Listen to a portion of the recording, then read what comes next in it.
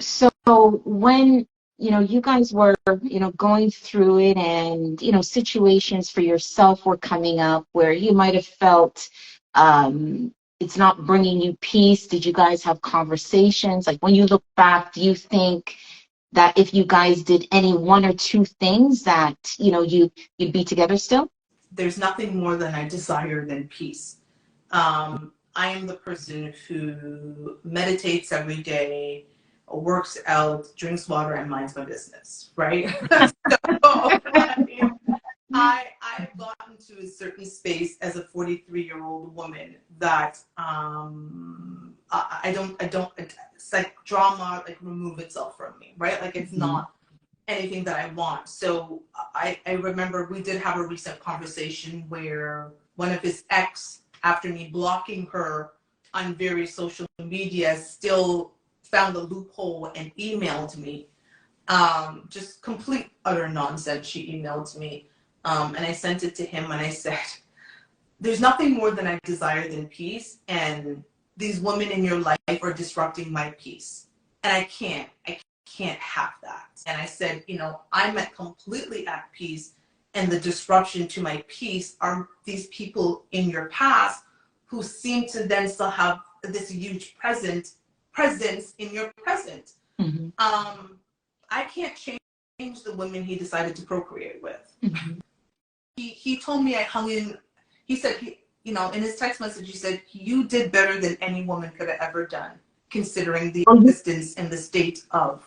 Right, because you were committed to the commitment, right? I was committed to the commitment.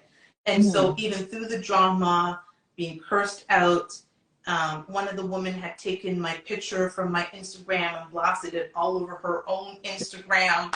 It was wild, right? Like randomly showed up at our house.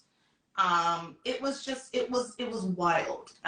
Again, another woman in his life cursed me out like that. And I just never responded. It was just like, I'm not gonna allow them to seep into my own energy, but it started to put a strain on the actual relationship because your past isn't tidy. And when is it going to become tidy? Right. And the reality is you still have these young children to raise. And let's be like, I'm gonna be completely honest. I didn't want to devote another 14, 15 years of my life to raising children. I've devoted 21, almost 22 years, right? Like I'm not raising children into my late 50s and early 60s. Like I got to the point where I was like, I should be on a boat shaking my ass in Bali, right? Like I'm done.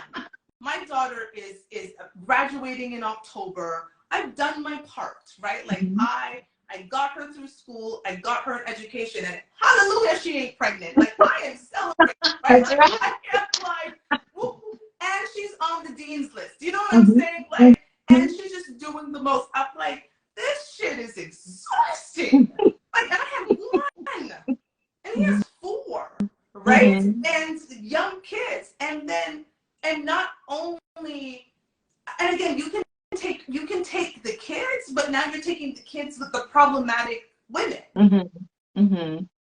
It's funny because if it was a situation where I could have had reasonable conversations with these women, we could have sat down and talked about what was best for these children as adults and mapped out a plan where there was involvement in what this looked like. Exactly. It's likely we would still be together.